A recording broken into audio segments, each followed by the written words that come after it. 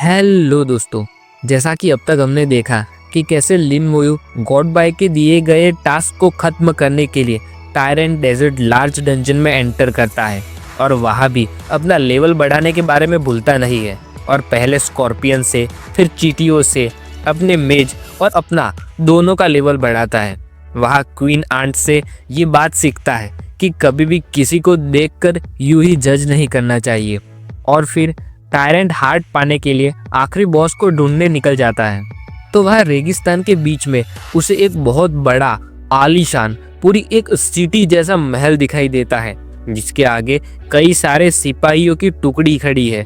उसे देखकर लिन मोयू सोचता है, ऐसा लगता है कि मुझे सही जगह मिल गई।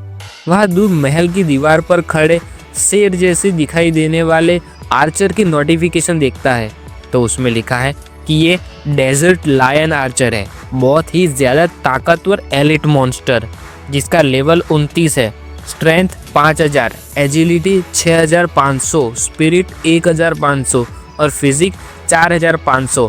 उनके पास स्किल भी मौजूद है 100 एरो। लिन मोयू सोचता है उनके एट्रीब्यूट्स फ्लाइंग आंट और सोल्जर आंट से बहुत ही ज़्यादा हाई है। फिर हाथ में हथियार लिए ट्रेनिंग कर रहे लायन की एट्रीब्यूट देखता है तो उसमें दिखता है कि ये डेजर्ट लायन वॉरियर है जो कि बहुत ही ज़्यादा ताकतवर एलिट मॉन्स्टर है जिनका लेवल 28 है, स्ट्रेंथ 6500, एजिलिटी 5000, स्पिरिट 2000 और फिजिक 5000। वे सभी लायन बिल्कुल एक वेल ट्रेंड सोल्जर आर्मी की तरह ट्रेनिंग कर रहे होते हैं। तो उनको देखकर लिन मोयू कहता है वे सभी एक साथ बिल्कुल एक कोऑर्डिनेशन में ट्रेंड सिपाहियों की तरह मूव कर रहे हैं। तो मतलब मैं इनके साथ वही ट्रिक इस्तेमाल नहीं कर सकूँगा जो मैंने ओएसिस और आंट नेस्ट में इस्तेमाल की थी। फिर लिन मोयू एक हाथ जेब में रखे बहुत ही खराब एक्सप्रेशन के साथ डार्क ऑरा में से डेनाथोसाइट निकालता है और कहता है, लेकिन एक वेल ट्रेंड आर्मी की फॉर्मेशन बनाना कुछ ऐसा है जो मुझे भी पता है कैसे करते हैं। और अब आता है डेनाथोसाइट के पावरफुल यूज में से पहला और लिन मोयू सिकल आगे करके कहता है, डेथली स्पीकर, हीरो जनरल को समन करो। इतना कहते ही डार्क ऑरा के साथ जमीन में से एक सिल्वर हेलमेट बाहर निकलने लगता है। देखते ही देखते वो पूरा साइलेंट लेकिन डेडली एंट्री मारता है जिसका मुंह तो नहीं दिखता लेकिन ऐसे ही वो बहुत ही खतरनाक दिखाई देता है। और उसके हथियार के साथ उसको देखकर तो मुझे वो मंकी किंग जैसा लग रहा है। आपको कैसा लग रहा है वो कमेंट में बताना ज़रा। फिर उसकी नोटिफिकेशन में दिखता है कि समन किया हुआ क्रिएचर हीरो जनरल है जिसकी स्किल मिलिट्री इन्फ्लुएंस है। लिन मोयू वही नहीं रुकता और फिर अपने सभी स्केलेटन को भी समन करने लग जाता है जो सभी उसके पीछे खड़े होने लगते हैं। लिन मोयू कहता है, बाहर आओ मेरे सोल्जर्स। और फिर सिकल आगे करके हीरो जनरल को कहता है, मेरी इच्छा का पालन करो और मेरे सोल्जर्स को लीड करो, आगे जाओ और उन्हें हरा दो। इतना सुनते ही हीरो जनरल अपनी स्टाफ आगे करके अपनी स्किल मिलिट्री इन्फ्लुएंस का इस्तेमाल करता है तो उसके शरीर में से लाल रंग की एनर्जी निकलने लगती है और अब पहले के बिना कुछ सोचे समझे समन होते ही मारने के लिए दौड़ने वाले स्केलेटन्स रुक कर उस एनर्जी की इफेक्ट से एक व्यू रचना यानी एक फॉर्मेशन बनाते हैं जिसमें सोल्जर्स आगे और मेज पीछे और एक एरो के शेप में खड़े रहते हैं। तो उनको दूर से देखकर महल की दीवार पर खड़ा शेर जोर से रॉर करता है और सभी सोल्जर्स को चौकन्ना करके हमला करने के लिए रेडी करता है। फिर सभी आर्चर्स को हमला करने का ऑर्डर देता है तो सभी आर्चर्स अपनी स्किल 100 एरो का इस्तेमाल करते हैं जिसे देखकर ऐसा लगता है जैसे आसमान से खून की बूंदें बहुत स्पीड में महल की ओर गिर रही हो। जैसे ही लायन आर्चर के तीर आगे आते हैं तो यहाँ हीरो जनरल भी चुप नहीं बैठता और वो भी अपने मेज से एयर स्ट्राइक करवाता है। तो सभी अलग अलग एलिमेंट के हमले उन तीरों के सामने जाते हैं और यहाँ पर ट्विस्ट ऐसा आता है कि स्केलेटन मेज के हमले से टकराते ही लायन आर्चर के तीर सभी टूट फूट कर वही बिखर जाते हैं और स्केलेटन मेज के हमले आगे बढ़ते हैं और सीधा जाकर उन लायन आर्चर पर ही बरस पड़ते हैं। तो डर के मारे कुछ आर्चर तो अपनी जगह छोड़कर भागने लगते हैं और कुछ को तो इतना शॉक लगा है कि वहीं पर जम जाते हैं। और जैसे ही हमला उन तक पहुंचता है तो वहां सिर्फ धमाका और धूल ही दिखाई देती है।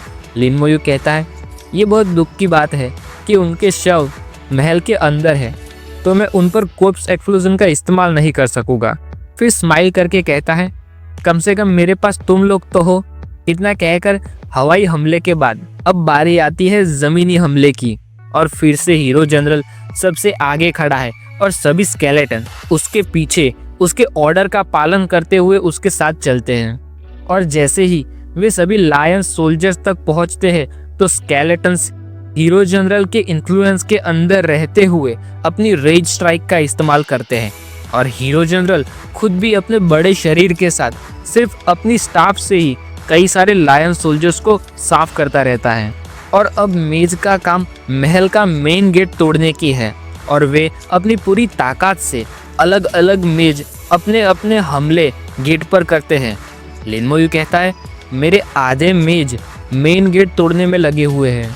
बहुत समय हो चुका है, लेकिन फिर भी अभी तक मेन गेट को कोई खरोच तक नहीं आई, और वहाँ महल के ऊपर से कई सारे नॉर्मल आर्चर्स अपने एक एक तीर से लगातार नीचे चल रही लड़ाई में हमला करते जा रहे हैं, जिनको रोकने के लिए बाकी के आधे मेज लगे हुए हैं। लिन मोयू सोच में पड़ा हुआ है, सोचता है, मुझे लगता है कि अब मुझे समझ में आने लगा है कि ये एक लार्ज डंजन है जिसमें पार्टी को साथ में मिलकर काम करना होता होगा, जिसमें उन्हें विभिन्न रास्ते ढूंढने पड़ते होंगे महल के अंदर जाने के और फाइनल बॉस से मिलने के लिए। इस मैकेनिज्म के साथ जो भी सारी प्रॉब्लम आती है वो सभी अपर्याप्त फायर पावर की वजह से होती होगी। और फिर बहुत ही खतरनाक एक्सप्रेशन के साथ रेड एनर्जी निकलना स्टार्ट हुए हाथ को आगे करके स्केलेटन को कहता है, उन सभी की लाशें सिटी गेट के आगे इकट्ठा करो। तो सभी स्केलेटन्स लायन सोल्जर्स की लाशें ला लाकर गेट के आगे उनका एक छोटा सा पहाड़ खड़ा कर देते हैं, और लिन मोयू अपनी रेड एनर्जी के साथ कोर्प्स एक्सप्लोजन का इस्तेमाल करता है, जिससे बहुत ही बड़ा धमाका गेट के नीचे ऐसे होता है कि उसकी शॉक वेव पूरी दीवार को हिला देती है, और गेट में बहुत बड़े बड़े क्रैक्स साफ साफ दिखाई देने लगते हैं। लिन मोयू बिल्कुल शांत एक हाथ जेब में डाले डेनादो साइड को कंधे पर टिकाए खड़ा है, और हीरो जनरल उसके पीछे खड़ा है, और वे दोनों गेट के खुलने और फाइनल बॉस के दर्शन करने के लिए खड़े हैं। जैसे ही गेट गिरता है तो वहाँ फाइनल बॉस लायन किंग भी बिल्कुल लिन मोयू की तरह ही आराम से बिना किसी हड़बड़ाहट के वही शाही रौब के साथ अपनी गद्दी पर विराजमान है। फिर लिन मोयू को अंदर आया देखकर लायन किंग की आंखें बहुत ही खतरनाक ब्लू लाइट से जलने लगती है, जो बहुत ही भयानक लगती है। उसके नोटिफिकेशन में दिखाता है कि ये लायन टायरेंट है, ये एक वर्ल्ड लेवल का लीडर है जिसका लेवल 31 है, स्ट्रेंथ 13,000, एजिलिटी 8,000, स्पिरिट 4,000, फिजिक 12,000 और स्किल्स मौजूद है हेल रोर, फ्यूरी पाउंस और रिवॉल्विंग स्टॉर्म। लायन किंग अभी तक अपनी गद्दी पर ही विराजमान है, और उसके स्टैट्स देखकर लिन मोयू सोचता है, तो क्या वो है एक वर्ल्ड लेवल का बॉस? फिर जैसे ही लायन किंग अपनी जगह से खड़ा होता है तो लिन मोयू उसके आगे बहुत ही छोटा दिखाई देता है, और लायन किंग बिल्कुल किसी लायन गॉड के जैसा मालूम पड़ता है। तो लिन मोयू सोचता है, ये सचमुच बाकी सभी बॉस के मुकाबले एक अलग ही लेवल पर है, लेकिन माफ करना मैं थोड़ी जल्दी में हूँ। तभी लिन मोयू कोई हमला करे उससे पहले तो लायन किंग एक बहुत ही बड़ा जंप लगाता है और अपनी एक स्किल फ्यूरी पाउंस का इस्तेमाल करता है, जहाँ दिखता है कि सभी स्केलेटन्स के स्ट्रेंथ, एजिलिटी, स्पिरिट और फिजिक सभी 4,000 पर ही है। और जैसे ही लायन किंग जमीन पर आकर मुक्का मारता है तो सिर्फ उसके शॉक वेव से ही सारे स्केलेटन्स हवा में उड़ जाते हैं, और उसके मुक्के के नीचे 2 स्केलेटन्स मारे जाते हैं। तो नोटिफिकेशन आती है कि 2 स्केलेटन वॉरियर्स मारे गए। फिर लायन किंग बहुत गुस्से में रोर करते हुए अपने हाथ में रेड कलर की फायर जलाने लगता है। तो लिन मोयू उसे रोकने के लिए ऑर्डर देता है और कहता है, उसे रोको। तो सभी थंडर मेज अपना हमला थंडर बोल्ट का इस्तेमाल करते हैं और उससे लायन किंग पर वार करते हैं। तो लायन किंग थोड़ी देर के लिए वही अपनी जगह पर पैरालाइज हो जाता है। तो इसी का फायदा उठाते हुए बाकी सभी मेज भी अपना अपना हमला लायन किंग की ओर एक साथ भेजते हैं।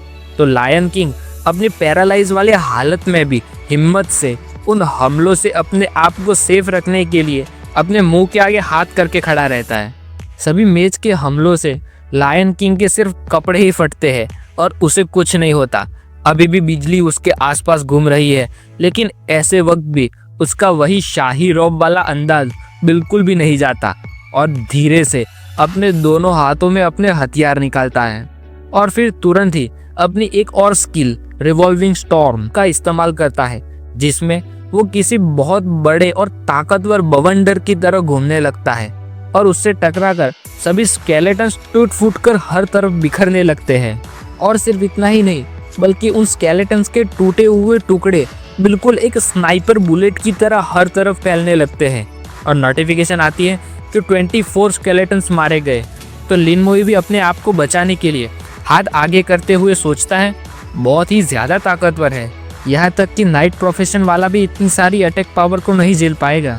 फिर दोनों हाथों में कुल्हाड़ी लिए खड़े लायन किंग की ओर अपनी स्किल स्लो कस की लाल जंजीरें भेजते हुए लिन मोई कहता है, मैं तुम्हें रुकने पर मजबूर कर दूंगा। और जैसे ही वे रेड चिन लायन किंग को जकड़ लेती है तो लायन किंग बहुत जोर से रॉर करता है और अपनी एक और स्किल हेल रॉर का इस्तेमाल करता है, जो कि सिर्फ उसकी रॉर ही इतनी शक्तिशाली है कि सिर्फ उससे ही 14 स्केलेटन्स मारे जाते हैं और नोटिफिकेशन आती है कि 14 स्केलेटन्स मारे गए। और तो और उस रॉर से लिन मोई को भी इतना बड़ा पावरफुल फोर्स का झटका लगता है कि वो पूरा स्लाइड होता हुआ जाकर पीछे चट्टानों से टकरा जाता है और उसका स्केलेटन आर्मर भी टूट जाता है। लिन मोई कहता है, मेरा स्केलेटन आर्मर भी मुश्किल से 2 सेकंड टिक पा रहा है। लेकिन लायन किंग यहीं पर नहीं रुकता और जंजीरों से बंधा हुआ ही वो अपने हाथ में दोनों कुल्हाड़ी के साथ एक बहुत ही ऊंची छलांग लगाता है और अपनी एक और स्किल फ्यूरी पाउंस का इस्तेमाल करके लाल आंखों के साथ सीधा लिन मोई पर हमला करने आता है। तो लिन मोई भी बिना घबराहट के और बिना हड़बड़ाहट के अपने मन में कहता है, जबकि मेरे पास डैमेज ट्रांसफर है तो मुझे कोई डर नहीं है, लेकिन मैं अभी झिझक नहीं सकता वरना मेरे सारे स्केलेटन वॉरियर्स मारे जाएंगे। इतना कहकर स्ट्रेट फेस के साथ हाथ आगे करके ultimate powerful attack soul flame का इस्तेमाल करता है और कहता है, सोल ब्लेज। सोल फ्लेम के हमले से पावर जुटाकर जंप लगाए लायन किंग को रास्ते में ही अड़चन आ जाती है और अपना कंट्रोल खोकर जमीन पर गिर पड़ता है और उसके हाथ से उसका हथियार भी छूट जाता है। लिन मोई सभी स्केलेटन्स को कहता है, अभी चांस मौजूद है, सभी एक साथ हमला करो। तो सभी स्केलेटन मेज अपने अपने हमले लायन किंग की ओर भेजने लगते हैं। सभी स्केलेटन्स भी फुल स्पीड के साथ लायन किंग पर हमला करने के लिए आगे बढ़ते हैं और लायन किंग सोल फ्लेम से घायल होने के बावजूद भी तुरंत ही वापस खड़ा होने लगता है। वहाँ स्केलेटन मेज के हमले और ऊपर से स्केलेटन वॉरियर भी अपनी रेज स्ट्राइक की मदद से लायन किंग पर एक साथ हमला कर रहे हैं। फिर भी लायन किंग पूरे जोश के साथ वापस अपने दोनों हथियार लेकर स्विंग करता है। तो फिर से नोटिफिकेशन आती है कि और 4 स्केलेटन्स मारे गए। तो लिन मोई भी लायन किंग को रोकने के लिए इस बार पूरी ताकत के साथ दोनों हाथों से अपनी स्पिरिचुअल एनर्जी का इस्तेमाल करते हुए सोल फ्लेम का वार लायन किंग की ओर भेजता है और कहता है, मैं सोल फ्लेम का इस्तेमाल करना बंद नहीं कर सकता। इस बार अगर मैंने अपने स्केलेटन्स को सिल्वर ग्रेड पर अपग्रेड नहीं किया होता तो शायद मैं यहाँ पर इस बार मारा जा चुका होता। फिर पूरे 20 मिनट तक बिल्कुल ऐसे ही flame burst, tornado, ice storm, thunder bolt, soul flame और रेज स्ट्राइक से हमला कर रहे स्केलेटन वॉरियर के साथ सभी मिलकर हमला करते रहते हैं। तब जाकर ऐसा लगता है कि लायन किंग अब थोड़ा थोड़ा रुकने लगा है। तो लिन मोई कहता है, बस अब समय हो ही गया। और फिर थोड़ी ही देर में लायन किंग के हमले रुक जाते हैं और फ्लेम बस्ट में जलती हुई लायन किंग की बॉडी नीचे गिरने लगती है। तो लिन मोई को भी लायन किंग को देखकर मन में गर्व होता है और कहता है, टायरेंट, मैं तुम्हें स्वीकार करता हूँ। और फिर उसके मरते ही नोटिफिकेशन आती है कि लायन टायरेंट मारा गया। 20 लाख एक्सपीरियंस पॉइंट्स मिले, एक गोल्ड ग्रेड का वेपन टायरेंट बैटल एक्स मिली, फिर एक गोल्ड ग्रेड का वेपन टायरेंट की तलवार मिली और एक गोल्ड ग्रेड का वेपन टायरेंट का स्टाफ मिला और आखिर में एक टायरेंट का हार्ट मिला कि जिसका कूल डाउन टाइम 1 साल है। फिर नीचे लिखा हुआ है कि टायरेंट का हार्ट एक स्पेशल आइटम है जो कि मेन मटेरियल है टायरेंट हार्ट नेकलेस बनाने के लिए। और इसके साथ तड़कता भड़कता फाइटिंग से भरा हुआ ये चैप्टर यहीं पर खत्म होता है। और अब जबकि यहाँ पर अपने भाई को टायरेंट हार्ट मिल चुका है, तो अपने भाई का टास्क तो खत्म हो ही गया है और उसने रिकॉर्ड भी शायद तोड़ ही दिया होगा। आप सबको क्या लगता है कमेंट में बताना।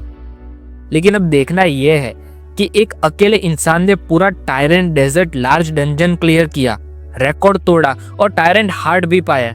इतना सब होने पर अब क्या बवाल मचेगा और गॉड बाय का इस पर क्या एक्सप्रेशन होने वाला है, इन सब के जवाब हम सब साथ में मिलकर अगले चैप्टर में देखेंगे।